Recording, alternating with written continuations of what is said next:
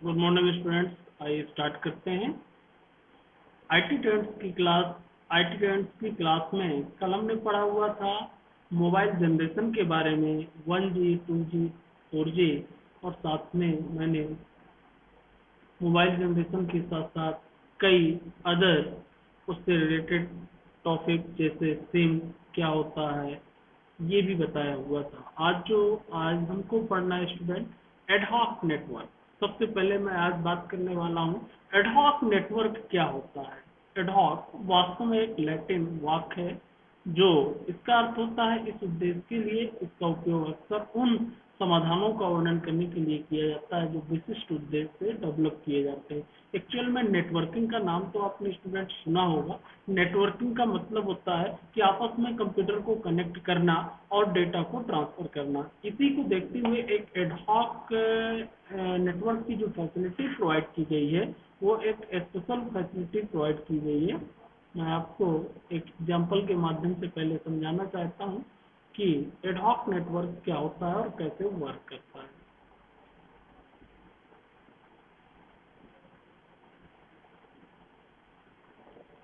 देखिए ad hoc network का मतलब क्या है, मैं एक एग्जांपल से आपको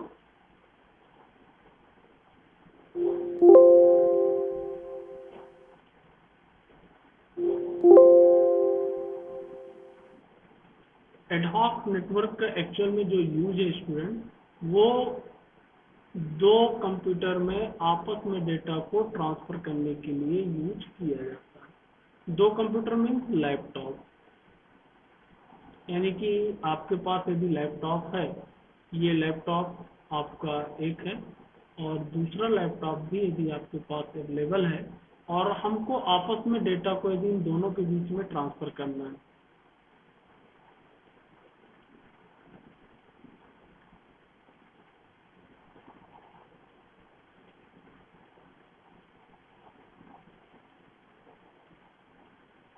तो ये कोई भी लैपटॉप के अलावा भी डिवाइसेस हो सकती हैं, लेकिन उनमें वाईफाई डिवाइसेस होना चाहिए स्टूडेंट। यानी कि क्या फैसिलिटी होनी चाहिए? वाईफाई फैसिलिटी होनी चाहिए। दोनों में यदि वाईफाई फैसिलिटी है और हम डेटा को ट्रांसफर करना चाहते हैं तो हम एडहॉक नेटवर्क को क्रिएट करके आसानी के साथ डेटा को ट्रांसफर कर सकते हैं। फॉर एग्जांपल, आपको आपस में फ्रेंड है, दोनों के पास वाईफाई डिवाइसेस अवेलेबल है और हम चाहते हैं कोई मूवी है या कोई ऐसी आपकी फाइल है इम्पोर्टेंट, वो हम अपने लैपटॉप से दूसरे लैपटॉप में ले जाना चाह रहे हैं, तो इसके लिए आप एडहॉक नेटवर्क क्रिएट कर सकते हैं और आसानी के साथ डेटा को ट्रांसफर कर सकते हैं। इन दोनों के बीच में डेटा को आसानी के साथ क्या किया जा सकता है? ट्रांसफर किया जा सकता है। तो जब हमको ऐसी फैसिलिटी को यूज करना होता है विदाउट केबल के, वायरलेस नेटवर्क हम क्रिएट करेंगे, बिना केबल के कनेक्ट किए हुए आपस में डेटा को हम क्या कर सकते हैं स्टूडेंट? ट्रांसफर कर सकते हैं। इसको क्या कहा जाता है? Ad hoc network. Without router, without cable के हम डेटा को ट्रांसफर कर सकते हैं। इसके लिए आपको करना क्या होगा स्टूडेंट? फर्स्ट जो कंप्यूटर होगा जिससे आपको उसमें एडहॉक नेटवर्क आपको क्रिएट करना होगा, उसकी एक प्रोसेस होती है और उसमें क्या होता है? वायरलेस मैनेज ऑप्शन मिलता है नेटवर्क के अंदर। नेटवर्क जो आपका दिया होता है उसके अंदर वायरलेस मैनेज ऑप्शन मिलेगा। इसके बाद आपको उस ऑप्शन पे जाना होगा और वहां पे आपको मिलेगा एडहॉक नेटवर्क क्रिएट ऑप्शन, उस पर आप क्लिक कर देंगे। फिर इसकी एक एसएस आईडी देंगे, एसएस करके एक आईडी जनरेट कर देंगे और उस आईडी को देने के बाद आप उसमें सिक्योरिटी भी दे सकते हैं स्टूडेंट, पासवर्ड भी लगा सकते हैं। उस नेटवर्क को क्रिएट कर देंगे और हम आईपी एड्रेस असाइन कर देंगे। इसके बाद जब सेकंड कंप्यूटर पे जाएंगे तो इस आईडी को हम यहाँ पे पासवर्ड डाल करके एक्सेस कर सकते हैं और इसमें जो भी फाइल हम शेयर करेंगे स्टूडेंट उसको हम इसमें ओपन कर सकते हैं, आसानी से ट्रांसफर कर सकते हैं। तो ये प्रोसेस आपकी कहलाती है स्टूडेंट एडहॉक नेटवर्क। तो आइए मैं समझा देता हूँ आपको। देखिए यही बताया गया है कंप्यूटर नेटवर्किंग में, जो आपका कंप्यूटर नेटवर्किंग में एडहॉक नेटवर्क एक ऐसा सिस्टम स्थापित नेटवर्क कनेक्शन को बताता है जिसके लिए राउटर या वायरलेस बेस स्टेशन की आवश्यकता नहीं होती है, कोई भी स्टेशन नहीं चाहिए आपको, यानी कि कोई अदर डिवाइसेस की आवश्यकता नहीं है, डायरेक्ट आप अपने डेटा को ट्रांसफर कर सकते हैं। ये देखिए यहाँ पे मैंने एग्जांपल भी दिया है जो कि मैंने समझाया, बिना केबल के, इंटरनेट क्रॉस ओवर केबल के हम आसानी के साथ डेटा को क्या कर सकते हैं, ट्रांसफर कर सकते हैं। पुराना लाइन एरिया नेटवर्क, जैसे हम लाइन में डेटा केबल लगा करके डेटा को ट्रांसफर करते हैं, उसी प्रकार से इसमें हम डायरेक्ट डेटा को स्टूडेंट क्या कर सकते हैं, ट्रांसफर कर सकते हैं। इसी प्रकार से अगला है आपका सेंसर नेटवर्क। ये भी एक इम्पॉर्टेंट नेटवर्क होता है, इसमें सेंसर पाए जाते हैं स्टूडेंट, और सेंसर नेटवर्क का हम यूज कर सकते हैं। ये छोटे छोटे डिवाइसेस होती हैं और इस पे बैटरी का यूज किया जाता है, और उसके माध्यम से फिर हम इसको क्या करते हैं, यूज करते हैं। मैं एक और आपको नोट्स इसका दिखाना चाहूँगा, डायग्राम, कैसे सेंसर नेटवर्क को हम यूज करते हैं।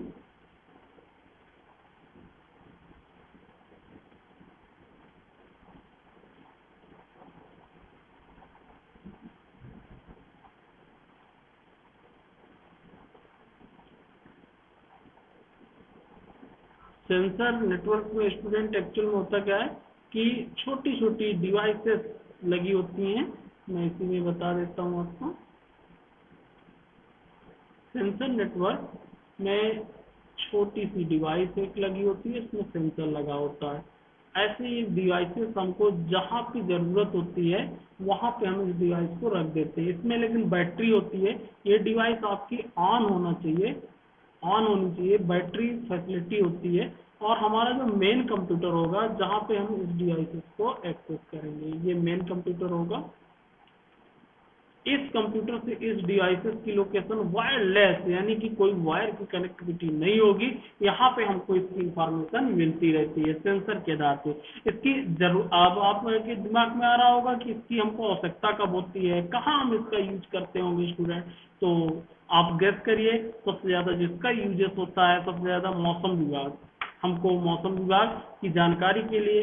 दूसरा, जंगली जानवर जो होते हैं उनके गले में फंसा दिया जाता है, वो जंगल में कहीं भी घूमते रहते हैं, हम कंप्यूटर से सेंसर के माध्यम से उसकी ट्रैकिंग करते रहते हैं। जैसे जीपीएस सिस्टम होता है आजकल, बस में लग के आता है, कार में लग के आता है, गाड़ी में लगा सकते हैं आप, तो वही सिस्टम है, वही सेंसर है, उसको आप कहीं भी कनेक्ट कर सकते हैं। आप अपने घर पे लगा सकते हैं, ऑफिस पे लगा सकते हैं, सेंसर के माध्यम से, उस डिवाइस के माध्यम से आप उसको डिटेक्ट कर सकते हैं, एक्सेस कर सकते हैं। तो ये फैसिलिटी भी हमें प्रोवाइड करता है, और इस टेक्नोलॉजी को भी हम यूज कर सकते हैं। ओके, यही मैंने आपको भेजा था। सेंसिंग के आधार पर इसको आइडेंटिफाई किया जाता है, कोई भी घटना आपको आइडेंटिफाई कर सकते हैं, पता लगा सकते हैं। हमको कहीं पे ऐसे सेंसिटिव मैटर दिखता है कि यहाँ पे सेंसिटिव है, वहाँ पे हम उस सेंसिंग डिवाइस को रख देंगे और अपने कंप्यूटर में एक्सेस करते रहेंगे, हमें उसके बारे में इंफॉर्मेशन मिलती रहेगी। हम घर पे भी इसको यूज कर सकते हैं, ऑफिस में भी यूज कर सकते हैं, और अपने कहीं पे भी अपने अकॉर्डिंग इसको डिवाइस को रख सकते हैं। अभी हमें इसको हेल्थ से रिलेटेड भी जानकारी मिलती रहती है। आजकल हेल्थ के लिए, जैसे कोई पेशेंट है, वो उसकी तबीयत सही नहीं हो रही है, तो उसको सेंसर डिवाइस, उसको घर में बोल दिया जाता है आप घर पे दवा लेते रहें, आपकी दवा चलती रहेगी। डॉक्टर सेंसर डिवाइस के माध्यम से उसको डिटेक्ट करता रहता है, उसकी जानकारी देखता रहता है क्या प्रॉब्लम है। तो इस तरीके से इसका यूज किया जाता है। नेटवर्क के जो एप्लीकेशन है वो से यूज किए जाते हैं, वो मैंने बताया। पर्यावरण से रिलेटेड, एनवायरमेंट से रिलेटेड, घर पे, अन्य वाणिज्य यानी बिजनेस के क्षेत्र में भी इसको यूज किया जाता है। तो मैंने आज एडहॉक नेटवर्क भी आपको समझाया, और आपको जो आपका सेंसर नेटवर्क है वो भी बताया। नेक्स्ट है हमारा GIS, geographic information system. GIS, geographic information system, एक ऐसा कंप्यूटर आधारित फ्रेमवर्क है जो कि जियोग्राफिकल डेटा को एकत्रित करता है, यानी कि हमारे भौगोलिक जो क्षेत्र हैं उससे रिलेटेड डेटा को जो कलेक्ट करता है वो कहलाता है जीआईएस। जीआईएस सिस्टम आपने देखा, जैसा कि मैंने अभी बताया था, जीआई सिस्टम के माध्यम से हम ये जान सकते हैं, जैसे व्हीकल पे इसका यूज किया जाता है कि जो हमारे, मान लीजिए हमारे बस पे जीआईएस हमने यूज किया, तो हम ये डिटेक्ट कर सकते हैं कि किस लोकेशन पे हमारी बस खड़ी है, रनिंग में है कि चल रही है कि खड़ी है, और उसकी लोकेशन को हम डिटेक्ट कर सकते हैं। इसलिए आज की डेट में जीआईएस भी बहुत ज़्यादा एक्टिव है, और ये जो इंफॉर्मेशन कलेक्ट करता है, नक्शे के जो नक्शे होते हैं, मैप बने होते हैं, और गूगल मैप वहाँ से डिटेक्ट करता है, उसके आधार पे इसको यूज करता है। ऐसे ही इसका जो यूज किया जाता है, आप होटल, आसपास के अस्पताल, होटल आदि की जानकारी मोबाइल एप्लीकेशन के द्वारा जीआईएस के माध्यम से देख सकते हैं। Graphic geographic data, x y coordinate information को कलेक्ट करना और सिस्टम पे उसको, आप इसको कैसे मैनेज किया जाता है ये तो आपको मालूम है स्टूडेंट। डेटाबेस प्रोग्रामिंग आप पढ़ चुके हैं, एमएस एक्सेस आसानी के साथ डेटा को एक्सेस किया जा सकता है। आज आपको मालूम है कि हम मोबाइल के माध्यम से कहीं यदि हमको जाना है तो रूट को फाइंड आउट कर लेते हैं, तो जीआईएस सिस्टम के कारण ही होता है। और कहीं पे भी आपको जाना है, किसी का मकान आपको नहीं मालूम है किसी सिटी पे, उसको भी आप फाइंड आउट कर सकते हैं। तो इस प्रकार से इसका यूज किया जाता है जीआईएस सिस्टम का स्टूडेंट। जो इसका विशेष रूप से उपयोग होता है, देखिए इन्वायरमेंटल, पर्यावरण भूगोल के लिए, भौतिक भूगोल के लिए, प्रभाव उसके क्या है, वायुमंडल, जीवमंडल, इनको एनालिसिस करने के लिए, इमरजेंसी इंफॉर्मेशन मैनेजमेंट के लिए इसका यूज किया जाता है, हेल्थ से रिलेटेड भी यूज किया जाता है, आर्थिक से रिलेटेड भी, और ट्रांसपोर्ट से रिलेटेड भी। ये इनका यूजेस है, ये आप स्टूडेंट पढ़ लेना कि कहाँ कहाँ किन किन क्षेत्रों में इसका यूज किया जाता है मोस्टली।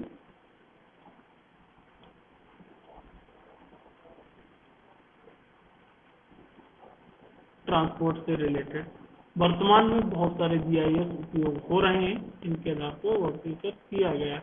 वेब आधारित है, ऑनलाइन जीआईएस एप्लीकेशन है, डेटा विजुअल टूल से अवेलेबल है, जियो ब्राउजर है, ऐसे समझा जा सकता है। एक ब्राउजर जैसे इंटरनेट पे सिर्फ जीआईएस काम करता है। आज की डेट में सबसे ज़्यादा जीआईएस जियोग्राफिकल जो सिस्टम को यूज किया जा रहा है, वो कई जगह अपनी आवश्यकता अनुसार लोग बाग यूज कर रहे हैं, उसके सॉफ्टवेयर भी चलाए जा रहे हैं। कैसे वर्क करता है देखिए, विजुअलाइजेशन डेटा में जो डेटा आपका एक तरह से कलेक्शन होता है जियोग्राफिकल डेटा का, उस सॉफ्टवेयर में प्रदर्शित किया जाता है, आप उसको देख सकते हैं। कंबाइनिंग इच्छानुसार नक्शे बनाने के लिए लेयर्स मिलाया जाता है, क्वेरी की जा सकती है आपकी, आप किसी को सर्च कर सकते हैं क्वेरी करके, आप किसी की लोकेशन को फाइंड आउट कर सकते हैं। ये सारे वर्क करते हैं जीआईएस सिस्टम। स्टूडेंट, इससे हमको कई बेनिफिट्स भी मिलते हैं, ये नोट्स मैंने आपको भेजा है, पढ़ लीजिएगा। ओके,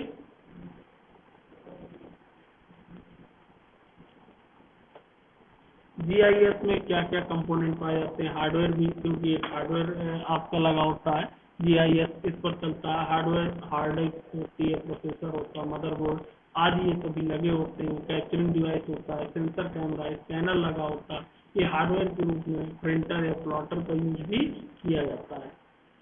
फिर सॉफ्टवेयर भी होगा। जब मैंने बताया है कि हार्डवेयर और सॉफ्टवेयर दोनों के कॉम्बिनेशन से ही आपका कंप्यूटर वर्क करता है, चाहे वो मोबाइल हो चाहे वो कंप्यूटर हो।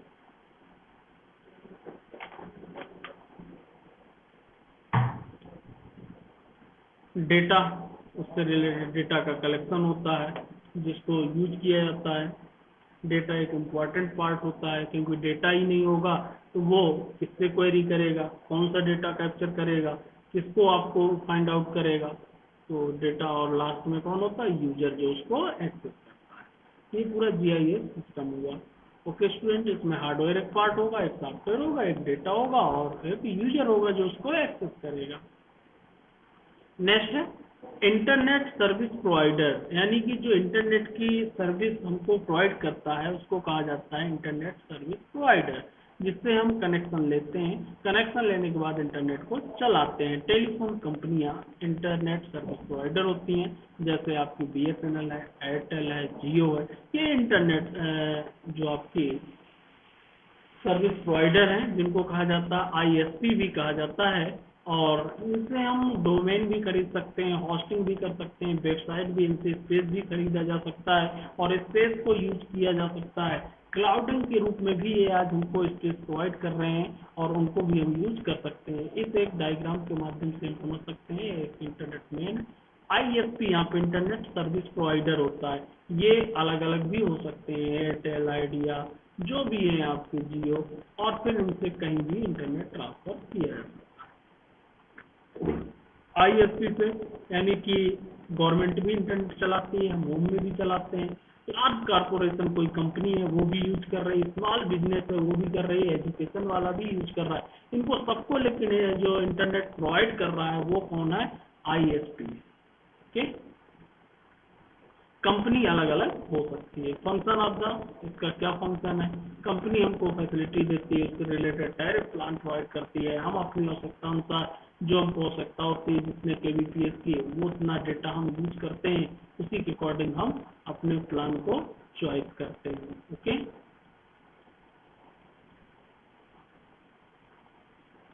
तो इसमें ब्रॉडबैंड कनेक्शन भी मिलते हैं अनलिमिटेड के लिए, जिनको यूज किया जा सकता है। ब्रॉडबैंड वायरलेस कनेक्शन भी मिलते हैं, केबल मॉडेम भी मिलते हैं, प्लस मोबाइल के माध्यम से भी हम यूज कर सकते हैं। मोबाइल कंप्यूटिंग, ये भी एक ऐसी टेक्निक है जिसमें से दो या दो से अधिक पूरे वायरलेस डिवाइस आपस में बिना फिक्स फिजिकल लिंक या केबल के जुड़ सकते हैं। इसका भी यूज किया जाता है मोबाइल से, आपको मालूम ही है मोबाइल का हम यूज करते हैं, और मोबाइल के माध्यम से भी हम वायरलेस का यूज करके डेटा को ट्रांसफर कर सकते हैं। हॉटस्पॉट वाईफाई का यूज करके भी कर सकते हैं, ब्लूटूथ का यूज करके भी हम इसको यूज कर सकते हैं, मैसेज और डेटा को ट्रांसफर कर सकते हैं। कहीं ना कहीं सॉफ्टवेयर का यूज करके भी डेटा को ट्रांसफर किया जा सकता है। मोबाइल कम्युनिकेशन हार्डवेयर और सॉफ्टवेयर, यदि मोबाइल कंपोनेंट की मैं बात करूँ स्टूडेंट, तो इसमें 3 कंपोनेंट मेन होते हैं। मोबाइल का जो यूज है कम्युनिकेशन के लिए होता है, मोबाइल में हार्डवेयर यूज होता है, सॉफ्टवेयर यूज होता है। मैंने स्टार्टिंग में बताया था कि आपके हार्डवेयर और सॉफ्टवेयर के कॉम्बिनेशन से ही मोबाइल और कंप्यूटर दोनों चलते हैं। कम्युनिकेशन की बात की जाए तो मोबाइल कम्युनिकेशन कंप्यूटिंग में मेन आज की डेट में बन चुका है, और सबसे ज़्यादा मुझे लगता है कि मोस्टली 80% लोग मोबाइल आज की डेट में यूज कर रहे हैं, और 90 भी हो सकता है। बहुत से लोग तो आप स्मार्टफोन का यूज किया जा रहा है, स्मार्टफोन का यूज किया जा रहा है, यानी कि डेटा भी यूज कर रहे हैं, अनलिमिटेड कॉलिंग भी यूज कर रहे हैं। मोबाइल हार्डवेयर क्या होते हैं मैंने समझाया ही था। मोबाइल डिवाइस में भी विभिन्न प्रकार के हार्डवेयर जिनको हम छू सकते हैं, देख सकते हैं, पोर्टेबल लैपटॉप, स्मार्टफोन, टैबलेट, इनमें सभी में हार्डवेयर की आवश्यकता होती है। और सॉफ्टवेयर जो उसमें ऐप पाए जाते हैं वो आपके क्या कहलाते हैं स्टूडेंट? सॉफ्टवेयर कहलाते हैं। आज बहुत से सॉफ्टवेयर प्रचलित हैं इनके, और एंड्रॉयड ऑपरेटिंग सिस्टम भी पाए जाते हैं, जैसे एंड्रॉयड आपका ब्लैकबेरी ऑपरेटिंग सिस्टम आता है, विंडोज, iOS आता है, ये सभी इसमें ऑपरेटिंग सिस्टम भी पाए जाते हैं। उनके अंदर ऐप बहुत सारे पाए जाते हैं, जैसे कॉन्टेक्ट यूज कर सकते हो, अदर से भी आप ऐप उसमें इंस्टॉल कर सकते हैं और यूज कर सकते हैं। इसका उपयोग क्या है? वेब या इंटरनेट का उपयोग करना, हम इंटरनेट चलाते हैं। Global position system, GPS use कर सकते हैं। इमरजेंसी सेवाएं, मनोरंजन, शिक्षा, इन सभी क्षेत्रों में मोबाइल का क्या किया जाता है? यूज किया जाता है। आप मोस्टली सभी लोग मोबाइल यूज करते हैं स्टूडेंट, अपने आप उसका यूजेस बता सकते हैं, लिख सकते हैं। ओके, अब बात करते हैं सेलुलर सिस्टम क्या होते हैं। जो सेलुलर सिस्टम आपको बने होते हैं वो एक्चुअल में क्या होते हैं? पुराने वायरलेस सिस्टम शक्तिशाली ट्रांसमीटर के द्वारा काम करते थे, वो कैसे काम करते हैं?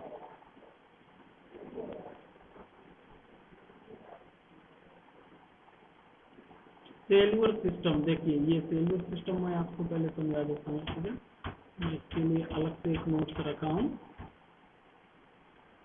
सेल इसको कहते हैं,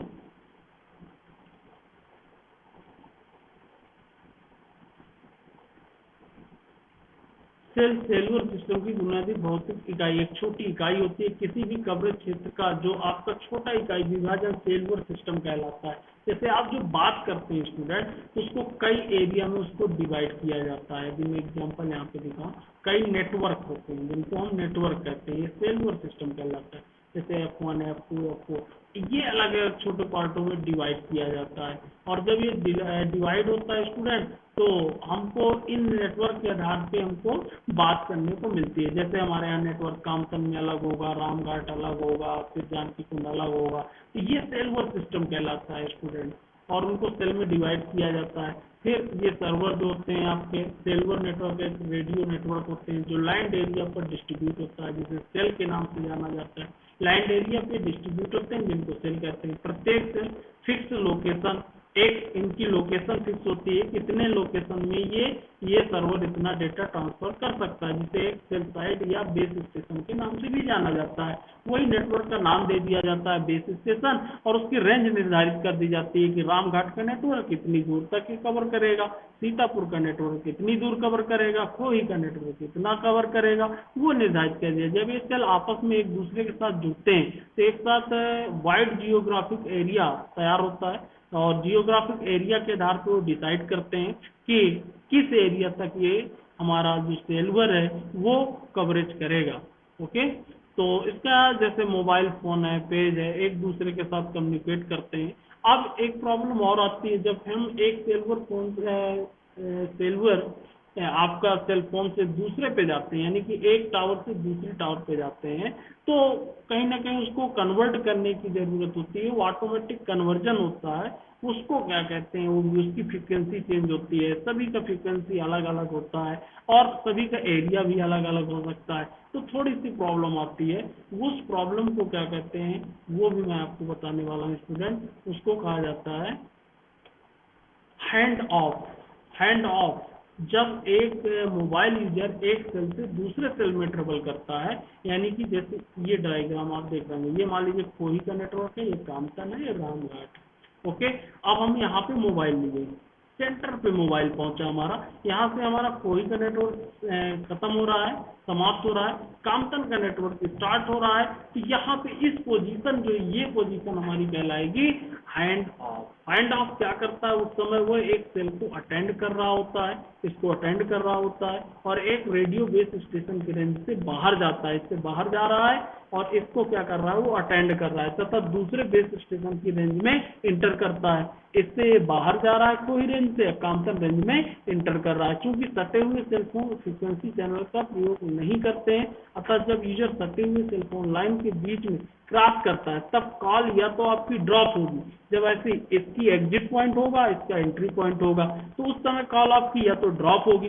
वो कॉल ड्रॉप ना हो, वो कॉल ड्रॉप ना हो, ऐसे सिस्टम लगाए जाते हैं सेलुलर फोन में, और एक रेडियो चैनल के द्वारा दूसरे रेडियो चैनल में ट्रांसफर हो जाए आसानी के साथ। इससे इस चैनल में वो क्या हो जाए, ट्रांसफर हो जाए। सेल को ड्रॉप करना मतलब सोल्यूशन नहीं है, सही सोल्यूशन नहीं है, अतः दूसरे विकल्प को चुना जाए, जिसे दूसरे विकल्प को कहा जाता है हैंड ऑफ के नाम से जाना जाता है। हैंड ऑफ को हम संक्षिप्त में इस प्रकार से भी परिभाषित कर सकते हैं। तब इम्प्लीमेंट होता है, हैंड ऑफ तब इम्प्लीमेंट होगा, यानी कि कॉल ड्रॉप ना हो, बल्कि क्या हो जाए, हैंड ऑफ हो जाए। हैंड ऑफ हो जाए यानी कि कॉल ड्रॉप ना हो करके जो हमारा एग्जिट पॉइंट था सेलुलर, उससे हट करके एंट्री पॉइंट सेलुलर पे पहुंच जाए। जब कॉल एक रेडियो चैनल से दूसरे रेडियो चैनल में ट्रांसफर होती है, इस ट्रांसफर में मोबाइल इक्विपमेंट एक सेल को छोड़ देता है, इस सेल को छोड़ देता है और दूसरे सेल में एंट्री करता है। जब एक मोबाइल यूजर एक सेल को छोड़ता है तो रिसेप्शन कमजोर होता है, क्योंकि उसको छोड़ने जा रहा है। इस बिंदु पर सेल साइट एक हैंड ऑफ के लिए रिक्वेस्ट करता है और मोबाइल टेलीफोन कॉल को एक नए सेल में स्ट्रॉन्ग फ्रीक्वेंसी चैनल में स्विच करता है, यानी कि यहाँ पे ये वीकनेस पॉइंट पे होगा और उसका स्ट्रॉन्ग स्विच पॉइंट पे हैंड ऑफ का जो वर्क है वो एक नेटवर्क को छोड़ करके दूसरे नेटवर्क में उसके सिग्नल को क्या करता है, ट्रांसफर करता है, जिससे आपकी कॉल ड्रॉप ना हो, कॉल आपकी एंडिंग ना हो और कॉल आपकी फिनिश ना हो। ये यूजर को अलर्ट और रुकावट के लिए बिना यूजर को हैंड ऑफ का कोई नोटिस नहीं होता है। आपके पास कोई ऐसा नोटिस नहीं देगा, ना रुकेगा कि आपका नेटवर्क चेंज हो रहा है, क्या हो रहा। आप आसानी से बात करते हुए चले जाते हैं, नेटवर्क आपके आते रहते हैं, चेंज होते रहते हैं, हैंड ऑफ उसकी प्रोसेस करता रहता है। ओके, जैसे यहाँ पे मैं स्टूडेंट हैंड ऑफ भी आपको समझाया। अब एक्चुअल में हैंड ऑफ दो तरीके के होते हैं, एक्सेल या बेस स्टेशन से जब स्विच करते हैं तो कनेक्टर में एक वास्तविक ब्रेक विशेषता होती है, क्योंकि ब्रेक तो होगा, एक एंडिंग पॉइंट है एक एंट्री पॉइंट है। इतनी जल्दी स्विचिंग होती है, इतना जल्दी स्विच होता है कि वो हमको समझ में नहीं आता, उपयोगकर्ता शायद ही देख पा रहा हो उसको, जो हम बात कर रहे होते हैं हमको समझ में नहीं आता है। हार्ड हैंड ऑफ के लिए डिजाइन किए गए सिस्टम की सेवा के लिए केवल एक चैनल की आवश्यकता होती है, ये अधिक किफायती होते हैं। और अब देखिए ये दो तरीके, यदि हार्ड का यूज करते हैं तो थोड़ा उसमें पैसा ज्यादा लगता है, और अब हैंड ऑफ किस तरीके से किस टेक्नोलॉजी का यूज किया जा रहा है वो आपके नेटवर्क पे डिपेंड कर रहा है। उन सेवाओं के लिए भी आपको देखिए, एक तो हार्ड हैंड ऑफ होता है, ये थोड़ा सा क्वालिटी वाला होता है, महंगा होता है, तो मौली जैसे अनुमति देता है, जैसे कि मोबाइल ब्रॉडबैंड इंटरनेट, जिसको कहा जाता है मोबाइल ब्रॉडबैंड इंटरनेट। एक सॉफ्ट हैंड होता है, दो अलग अलग बेस स्टेशन से सेल फोन में कनेक्शन को जोड़ता है, सुनिश्चित करता है आपके दौरान कोई ब्रेक न लगे। स्वाभाविक रूप से एक कठिन हैंड ऑफ की तुलना में अधिक महंगा होता है, ये भी एक महंगा होता है ये। तो इस तरीके से दो यूज होते हैं, एक तो हार्ड हैंड ऑफ और एक सॉफ्ट। ये टेक्नोलॉजी आपको उसमें यूज होती है। तो मैंने यहाँ समझाया हैंड ऑफ होता क्या है स्टूडेंट, दो नेटवर्क के बीच में जब स्विचिंग होती है उसको, उस प्रोसेस को क्या कहा जाता है, hand of. Okay, cellular system भी हमारा हो गया फिनिश, और हैंड ऑफ। अब मोबाइल टेलीफोन स्विचिंग ऑफिस, अब कहीं ना कहीं स्विचिंग ऑफिस ये भी उसी से रिलेटेड पॉइंट है। तो स्विचिंग ऑफिस क्या होते हैं देखिए, इसको भी मैं समझा देता हूँ। MTSO कहा जाता है switching office, mobile telephone switching office. देखिए इस तरीके से स्विचिंग ऑफिस होते हैं। एक फोन टावर की रीडिंग को निगरानी करके स्वतंत्र रूप से, जब दूसरा इसी प्रकार से सेम, ये मोबाइल है देखिए, यहाँ पे PST और यहाँ पे स्विचिंग ऑफिस होता है। ये देखिए मोबाइल भी इससे जुड़ा हुआ है, ये भी जुड़ा हुआ है और ये भी जुड़ा हुआ है। ये स्विचिंग ऑफिस का जो सर्विसेज होती हैं वो सेंटर से यहाँ पे इसको हैंड ओवर और हैंड आउट के द्वारा इसको क्या किया जाता है, चेंज किया जाता है। स्विचिंग इतनी जल्दी होती है कि लोगों को समझ में नहीं आता। किसने, तो यहाँ पे हमने देखिए ये भी कवर किया, मोबाइल टेलीफोन स्विचिंग ऑफिस भी हुआ। इसी के अंदर आपको पाया जाता है हैंड ऑफ, जो मैंने अभी समझाया। हैंड ऑफ को ट्रिगर करने की स्थिति कैसे हुई ये बताया। हैंड ऑफ दो प्रकार के, हार्ड हैंड ऑफ, ओके, और ये आपका सॉफ्ट हैंड ऑफ।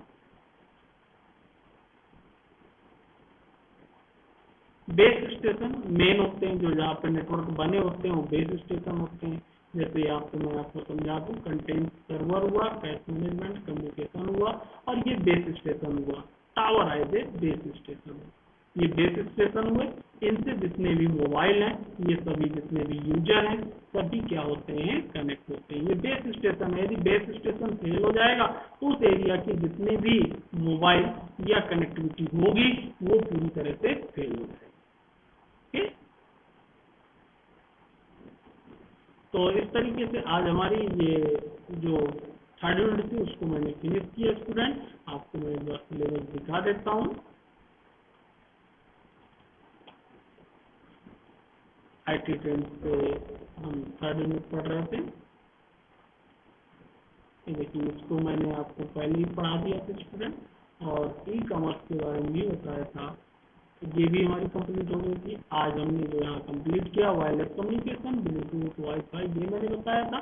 कल मैंने वीडियो बताया 2G, 3G, 4G, 5G services, IMEI SIM, IP technology, softphone, voicemail, ये बताया हुआ था। आज मैंने पढ़ा है ad hoc, sensor network, GIS, ISP, mobile computing, cellular system, mobile switching, hand of, base station. इस प्रकार से हमारे थर्ड यूनिट का सिलेबस कंप्लीट हुआ स्टूडेंट। अब हमको फोर्थ यूनिट पढ़ना है। फोर्थ यूनिट में हम पढ़ेंगे आर्टिफिशियल इंटेलिजेंस।